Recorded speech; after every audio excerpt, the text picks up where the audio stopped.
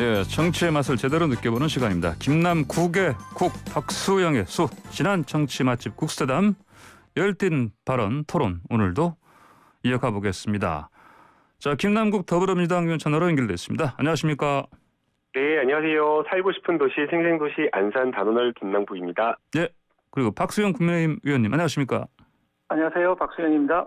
예, 자 먼저 그 가덕신공항 특별법 지난주 금요일에 국회 통과됐는데 그 전날에 문재인 대통령께서 부산 가덕도 방문 이 관련해서 지금 여야 설전이 오가는 상황입니다. 균형 발전 위하는 것이다. 선거 개입이다. 뭐 이런 의견들 맞서고 있는데 두 의원분 의견도 좀 먼저 들어볼까요? 저기 김남국 의원님. 네, 이제 선거 개입이다라고 하는 주장은 좀 너무 지나친 정치 공세가 아닌가라는 그런 생각을 합니다. 예. 네, 대통령이라고 하는 것은 상시적으로 계속적으로 기본적으로 국정 운영을 할 수밖에 없는 주체이고요.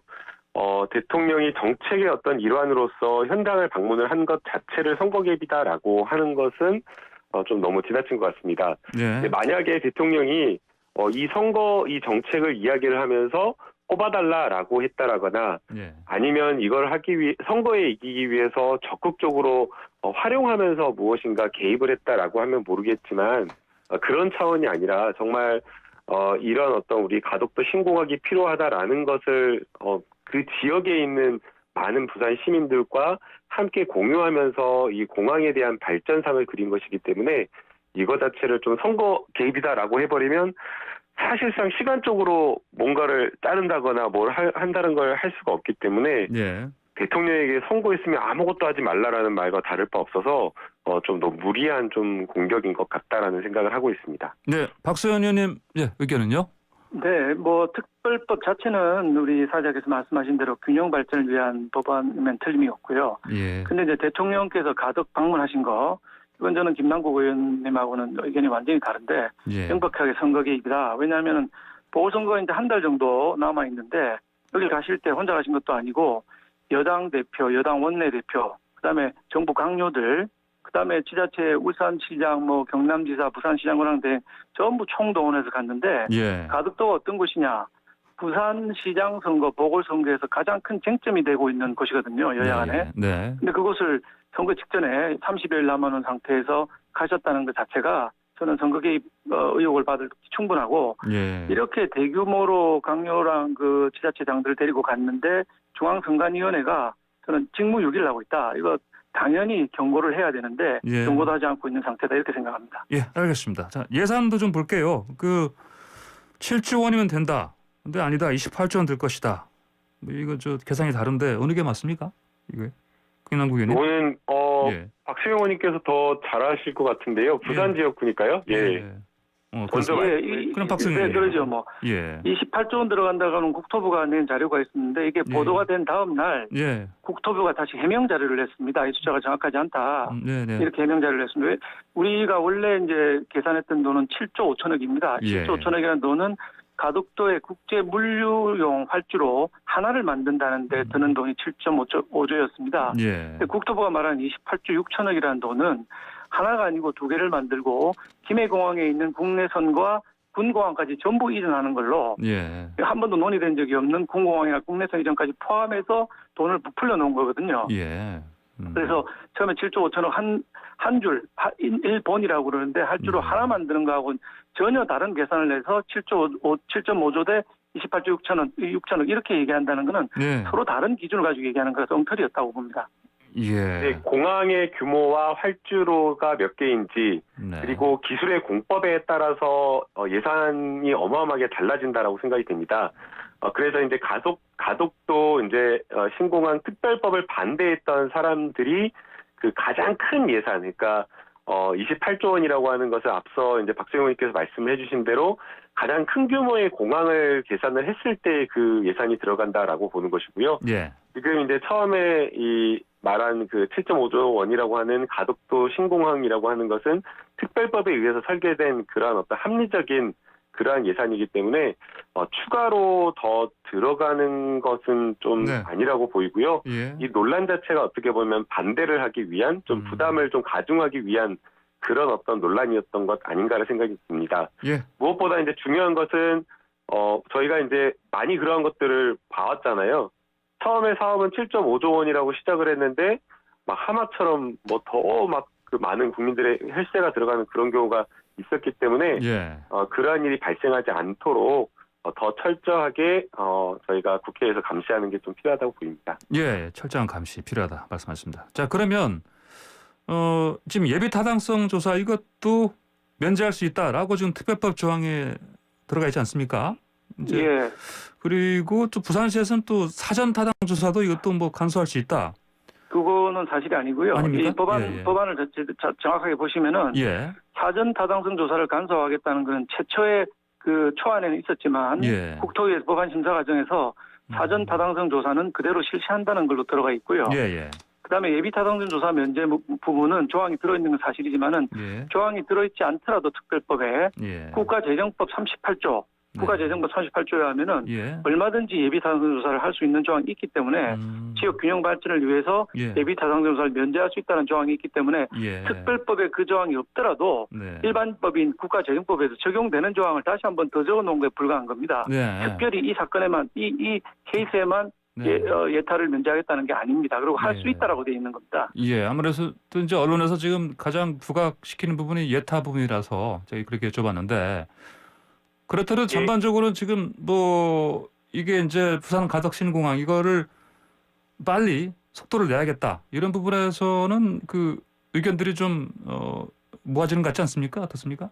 네, 그렇습니다. 그래서 여야간 이제 예 말씀하시죠. 예, 김남국 의원님. 예, 예, 그래서 이제 예비 타당성 조사를 생략할 수 있다, 면제할 수 있다라고 지금 보고 있는 것 같습니다. 예, 이게 그냥 단순하게 그냥 갑작스럽게 가덕도 신공항을 설치하겠다라고 하는 것이 아니라 이 동남권 신공항 설치에 대해서 지역민들 그리고 국가적 발전 차원에서 많은 고민이 있었고 그동안 굉장한 논란이 있어서 예, 여기에 대한 연구가 상당 부분 진행되었기 때문에 이러한 어떤 상황이다라고 하면 이 상황에서는 예비 타당성까지 꼭 반드시 지금 하고 가야 되느냐라는 그런 지적을 하고 있는 거고요. 예, 그래서 사전 타당성은 당연히 그거는 해야 된다라고 보고 네, 법률적으로도 거쳐갈 수밖에 없는 거고요. 다만 이제 예비 타당성 조사는 상황에 따라서 면제할 수도 있는 것 아니냐 이렇게 보고 있는 것 같습니다. 예, 알겠습니다. 자, 그나저나 이 그 가덕 신공항 추진 관련해서요. 저 국민의힘 쪽은 아무래도 지금 지도부라든지 또 대구 경북 지역, 부산 지역 지역구 의원들 간의 의견들이 여전히 그 엇갈리는 걸로 좀 보입니다. 이거 어떻게 해결하는 게 좋겠습니까? 박수영 의원님. 네, 뭐 당 지도부는 신공항 적극 지지를 하고 있고 우리 예. 김종인 비대위원장께서 가덕도를 또 2월달에 직접 방문하시지 않았습니까? 예. 근데 당 지도부는 전부 동의를 하고 있는 상황이고 일부 이견이 있는 건 사실입니다. 일부 이견이 있어서 이번에 뭐 반대표가 정의당과 우리 일부 의원들이 반대표가 조금 나오긴 했는데 예. 그래도 대다수는 찬성표를 던졌거든요. 네. 그래서 전체적인 분위기는 가덕 신공항에서 찬성하고 있고 네. 일부 이견이 있는 거는 뭐 공당으로서 당연하다고 생각합니다. 우리 당은 뭐 이견이 있다고 해서 민주당이 금태섭 의원 징계한 것처럼 징계하는 당이 아니기 때문에 예. 뭐 일부 이견은 그냥 안고 가는 수밖에 없다 이렇게 생각합니다. 네, 알겠습니다. 자, 민주당 쪽은 어떻습니까? 네, 국민의힘에서 좀 상당한 좀 반대가 있지 않았나라는 그런 생각이 들었는데요. 예. 이제 부산 지역구 의원들만 좀 찬성한다라는 느낌을 받았습니다. 이제 법사위에서도 가덕도 신공항 특별법에 대해서 심사를 하는데 계속해서 이제 반대 의견 쪽의 질문들, 그런 어떤 의도가 보이는 어떤 질문들을 했었고 또 실제 표결 처리 과정에서도 대부분이 국민의힘 대부분의 의원들이 반대하고 부산 지역의 의원들 중심으로만 좀 찬성을 해서 과연 그 국민의힘에서 이 가덕도 신공항 특별법을 찬성을 하고 있는가 그런 부분에 대한 의문이 좀 있었고요. 다만 그럼에도 불구하고 가덕도 신공항 특별법 심사, 법안 심사라고 하는 것은 국민의 혈세가 들어가는 것이기 때문에 국회의원으로서의 당연한 좀 지적도 필요하다라고 생각이 듭니다. 알겠습니다. 예, 뭐 박승희 대부분이 의원님. 반대한 건 아니고요. 반대표가 33표 나왔는데 예. 정의당 6표가 들어 있고요. 예. 33표에서 나머지 27표가 우리 당에서 이제 반대표가 나온 것입니다. 네네. 그러니까 우리 당 102석이니까 또 예. 반대가 뭐 압도적으로 많았다. 이건 사실이 아니라는 말씀드립니다. 알겠습니다. 자, 다음 주제로 넘어가겠습니다. 자, 여권에서 추진하는 검찰 수사권 폐지, 중대범죄수사청 신설 법안 이게 발의가 됐고요. 자, 이런 상황에서 이제 윤석열 검찰총장이 어떤 입장을 표명할지 좀 관심 집중되는 상황인데 임기 7월까지니까 많이 남은 거 아닙니다. 자, 근데 이분이 명운을 걸고 뭐 반대할 수 있다 이런 얘기 나오고 있고요. 자, 어떻게 할 것 같습니까? 윤석열 총장. 명운을 건다는 게 얼마나 의미가 있을지 모르겠습니다. 예.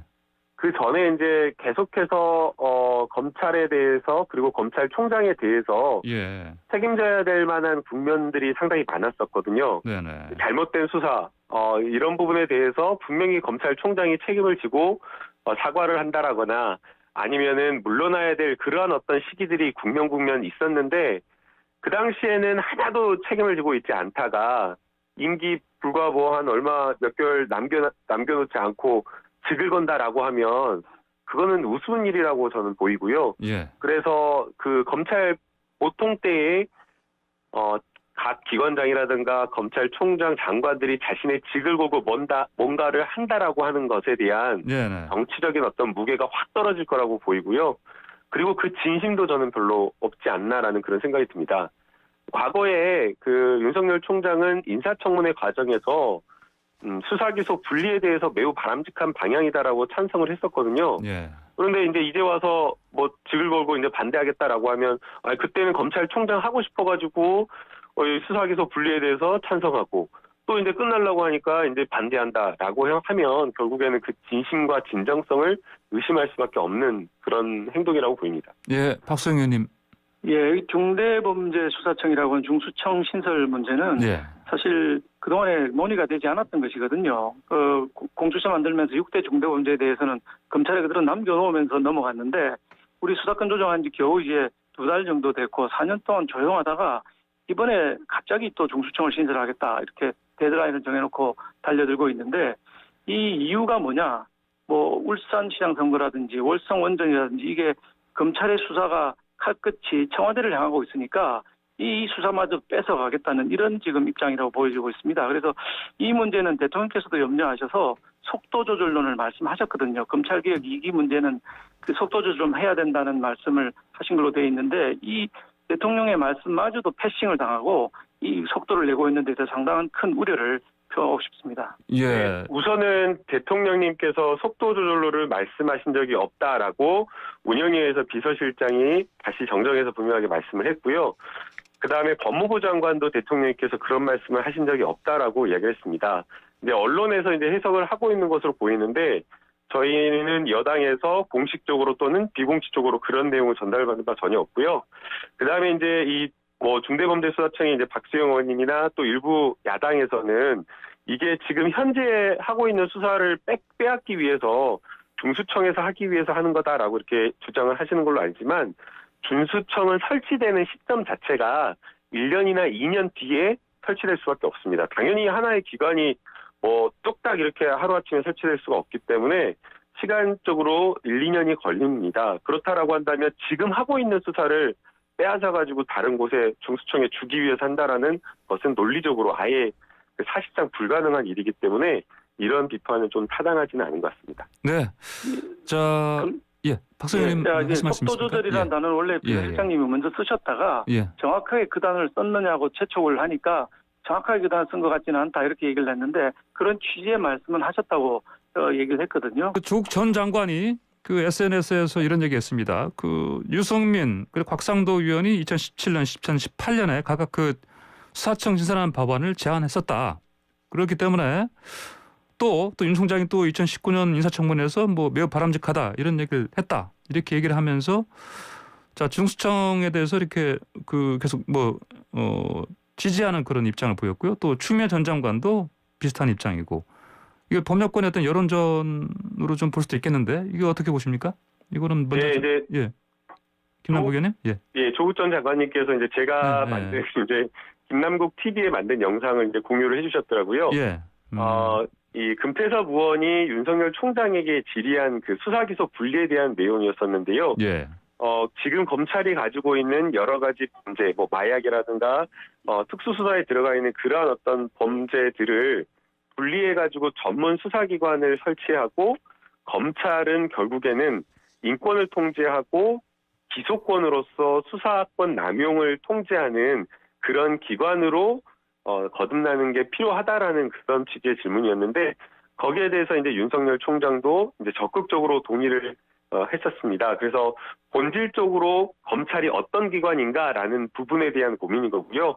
기본적으로 수사와 기소가 함께 하게 되면 기소하는 사람이 기소를 위한 수사를 할 수밖에 없고 그 과정 속에서 별건 수사, 만들어내는 수사, 원칙처리식 수사 이런 어떤 잘못된 수사권 오남용이 있을 수밖에 없어서 이것은 정말 우리가 형사사법 체계를 정말 근본적으로 고민하고 검찰의 기능을 다시 한번 고민하면서 우리 대한민국이 어떤 형사사법 체계를 가져가야 되는 데 대한 방향을 좀 이렇게 이야기한 것으로 보입니다. 예, 그 곽상도 의원인데 이거 좀 말도 안 된다 이런 식으로 좀 반응을 했습니다. 그렇죠? 박성 의원님. 예. 유승민, 곽상도, 윤석열 총장이 말씀하신 것들은 예. 그때 당시에 맥락을 봐야 됩니다. 공수처 설치를 하고자 할 때 네. 공수처를 따로 설치하는 것보다는 검찰 안에 특별수사청을 설치하는 게 좋다. 그게 이제 남부지검에 우리가 증권범죄수사팀이 있었거든요. 예. 합수단 네. 있다가 이제 폐지를 했는데 네. 그런 식이죠.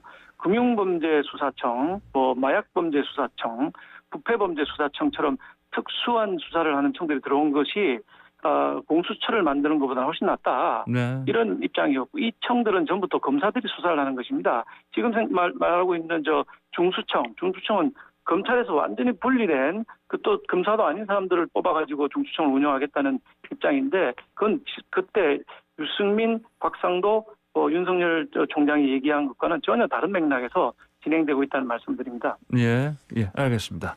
자, 그러면요, 이 중수청 찬성 쪽에서는 이제 수사권, 기소권 완전히 분리됐다는 그 영국 사례를 꼽는데, 자, 이런 상황, 영국의 사례 상황이 우리한테도 좀 맞을 것 같습니까, 김남국 의원님? 이게? 고유한 그 나라마다의 형사사법 체계가 분명히 존재하는 거고요. 예. 그래서 이제 어떤 한 나라의 그 형사사법 체계가 이게 아주 좋은 모델이다, 완전한 모델이다라고 하면서 그것만을 고집하면서 우리나라에 적용시키기에는 무리가 있다라고 생각이 됩니다. 예. 그러나 저희가 하나 고민할 수 있는 것은 영국 같은 경우도 그리고 다른 해외 여러 나라들을 봤을 때 수사기관을 다극화해서 이제 다분화해서 각 분야별로 이렇게 쪼개놓는 경우가 상당히 많습니다. 예. 그 이유는 기본적으로 수사권이라고 하는 것들을 한 기관이 다 가져갔을 때에는 굉장한 권력기관화해서 우리 사회에 미치는 해악이 크다라는 판단이 있는 거고요. 예. 그리고 또 무엇보다 더 중요한 것은 수사를 하면서 기소를 한다는 것 또는 기소를 하는 사람이 수사까지 할 수 있다는 것에 대한 여러 가지 위험성이 있기 때문에 적어도 1차 수사에 대한 부분은 조금 그 작은 기관으로 이렇게 해서 각 분야별 수사기관을 두는 게 더 바람직하다라고 보고 있는 거고요. 예. 이 부분에 대한 논의는 갑작스럽게 저희가 이렇게 한 것이 아니고요. 19대 때 문재인 대통령의 대선 공약으로 만들었던 사항입니다. 그리고 20대 국회에서도 수사기소 분리를 전제로 중장기적으로 우리가 수사기소 분리를 하겠다라는 그 개혁을 분명하게 이미 이야기를 했었고요. 다만 이제 이 과도기적인 그 과정이 있을 수밖에 없기 때문에 1차적으로 검경 수사권 조정을 하고 그리고 검찰이 가진 경찰에 대한 수사지를 없애는 선에서 1단계 개혁 그리고 이제 그 다음에 궁극적으로 우리가 가야 될 수사기소 분리라고 하는 것을 지금 저희가 하고 있는 겁니다. 예, 박성 의원께서는 지금 이를테면 말씀하십시오. 예, 수사기소 분리라고 하는 거는 사실은 그 프레임입니다. 이게 전 세계가 다 하고 있어도 우리도 가야 된다 이런 식으로 말씀하시는데 그렇지 않습니다. 잘 아시는 것처럼 프랑스에는 국민검사라고 몽골피에 검사가 있었고요. 이태리에는 피에트로 검사 유명하지 않습니까? 미국은 뉴욕 검찰이 지금 트럼프를 수사한다 그러고 일본도 일본 검찰청에서 직접 아베를 수사한다고 하거든요.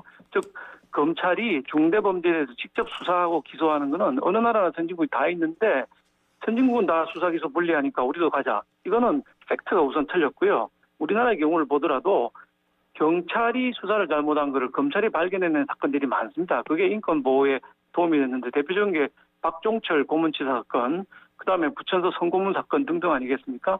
검찰이 은폐하려고 했던 수사를 경찰이 은폐하려고 했던 수사를 검찰이 발견해낸 거거든요. 이게 검찰이 경찰을 지휘하지 않으면은 이런 거 발견할 수가 없는 거예요. 예. 수사기소 분리는 완전히 검찰을 무시하겠다는 발상에서 나온 프레임에 불과하지 팩트가 아닌 것입니다. 예, 알겠습니다. 자, 다음 주제로 넘어가 보겠습니다. 그 어제 3.1절 그 문재인 대통령이 한일 관계 메시지를 냈는데 어떻게들 평가하십니까? 일본에서는 보니까 뭐 이게 구체적인 게 없다 이렇게들 좀 평가를 하고 있는데 먼저 김남국 의원님. 일단은 그 문재인 대통령께서 한일 관계를 개선하겠다라는 부분에 대한 의지가 좀 분명히 있으신 것 같습니다. 네. 지금 3.1절 메시지뿐만 아니라 다른 대통령의 여러 장소에서의 이런 발언들을 보면 유화적인 어떤 메시지가 분명히 있는 것으로 보이고요. 이런 어떤 한일 관계 개선에 대해서 이제 일본은 구체적인 안을 뭐 내놔라라고 이렇게 예. 이야기를 하면서 결국에는 그 사법부의 권한을 침해하는 일을 행정부가 하기를 이렇게 요구를 하고 있는 것으로 보입니다. 예. 그러나 그것은 법률적으로도 불가능한 것이고 정치적으로 풀어야 될 것을 사법부의 권한을 침해하면서 하라고 하는 것이기 때문에 사실상 불가능한 거고요. 예. 그리고 또 이게 관계 개선이라고 하는 것은 그렇잖아요. 나만 이렇게 계속 이렇게 유화적으로 잘하고 뭐 하려고 해서 되는 것이 아니라 결국에는 상대도 거기에 대해서 대응해서 유화적으로 나오고 좋은 어떤 메시지가 나와야 되는 것이기 때문에 예. 지금 이제 대통령의 메시지에 대해서 만약 미래지향적으로 좋은 관계로 개선해 나간다라고 하면 일본이 이제 자세를 전향적으로 바꿀 때라고 저는 생각하고 있습니다. 네, 알겠습니다. 어제 근데 문재인 대통령께서 그 도쿄올림픽 성공적 개최 협력하겠다 이런 얘기까지 했습니다. 그러면 북한도 사실은 같이 이 참여를 하고 뭐 그렇게 해서 대화의 장으로 좀 나왔으면 좋겠다 이런 메시지도 좀 낸 것 같은데 어떻게 봐야 되겠습니까? 이게 지금 저 대통령께서 방향을 180도 바꾸셨는데 바꾸신 방향은 정말 잘 바꾸셨다. 일본하고 뭐 과거에 발목 잡힐 수 없다. 이렇게 말씀하신 거는 다 당연한 방향이라고 생각합니다. 근데 아마 그 죽창을 들자고 했던 대통령 지지자들께서 아주 혼란스럽지 않겠는가. 왜냐하면 뭐 절대로 일본에 지지 않겠다. 뭐 10억엔에 우리 혼을 팔았다. 이렇게 위안부 문제에 대해서까지 말씀하셨던 분이 갑자기 방향을 바꾸니까 혼란스러울 거라고 생각합니다. 그런데 그럼 왜 이렇게 갑자기 방향을 바꿨을까 하는 문제를 우리가 봐야 됩니다. 이제 이게 미국 바이든 정부로 바뀌었거든요. 미국의 도움 없이는 북미 대화라든지 한국, 북한, 미국의 대화가 불가능하다는 것을 깨달았는데 바이든이나 이번에 저 NSC 인도태평양 조정관으로 임명된 커트 캠벨 같은 사람들이 전부 일본을 중시하는 분들이거든요. 그러니까 일본하고 유화 태도를 갖추지 않으면 미국하고 대화가 안 되고 그러면 북한하고 대화도 어려울 것이다라고 보기 때문에 일본에 대해서 유화적인 태도를 지금 바꾸어서 표시하고 있는 거다 이렇게 생각을 합니다. 예. 그 도쿄올림픽 그 협력 부분 관련해서는요, 이 북한도 여기 같이 참여했으면 좋겠다 이런 메시지 좀 내신 것 같은데 이건 어떻게들 해석하십니까? 저는 당연히 바람직하다고 보이고요. 올림픽이라고 하는 것은 전쟁 중에도 치러질 정도로 평화의 상징이었습니다. 그 평화의 상징을 가져가는 것은 결국 문화적으로, 체육적으로 함께 어울리면서 가능한 것이기 때문에 도쿄 올림픽이 뭐 내년도에 개최되기는 사실상 쉽지 않아 보이는데 만약 언젠가 개최된다라고 하면 그 올림픽을 통해서 남북 관계와 한일 관계를 개선할 수 있는 계기로 충분히 삼을 수 있지 않나라고 보입니다. 그래서 외교적으로 그러한 것들을 좀 저희가 적극적으로 활용할 필요는 있다라고 보이고요. 북한도 아마 지금 굉장히 여러 가지로 제재를 받고 있는 상황 속에서 관계 개선을 통해 지금 많은 갖고 있는 제재들을 하나씩 좀 단계적으로 풀어나기를 원할 것으로 보이기 때문에 저희가 할 수 있는 여러 가지 기회들은 최대한 활용하기 위한 노력이 필요하다고 보이고요. 그런 차원에서 또 일본과의 관계 개선도 중요한 의미를 가진다라고 생각이 듭니다. 마지막 박수 의원님 의견 좀 듣겠습니다. 뭐 도쿄올림픽 중요한 계기이고요. 아주 좋은 기회로 삼을 수는 있는데 이 문제의 키포인트는 북한의 핵 포기 문제입니다. 핵을 포기하고 미국과 북한과 관계가 개선이 돼야지 오지 지금 유엔의 제재를 받고 있는 북한이 올림픽에 참가를 하려면은 전제 조건이 핵을 포기하고 세계 평화로 나오고 NPT에 복귀하는 이런 전제들이 있는데 이게 북한이 과연 핵을 포기할 것인가라는 질문으로 다시 돌아가는데 포기하지 않을 거라고 보는 사람들이 많고 만일 그렇다면 핵도 포기하지 않고 세계 평화에 기여하지 않고 NPT에 복귀하지도 않은 상태에서 올림픽 참가가 가능하겠는가 이런 생각을 하게 됩니다. 알겠습니다. 오늘의 구스트담 여기서 마무리하겠습니다. 두 분 말씀 다 들었습니다. 감사합니다. 네, 감사합니다. 감사합니다. 네, 지금까지 박수용 국민의힘 의원, 김남국 더불어민주당 의원과 함께했습니다.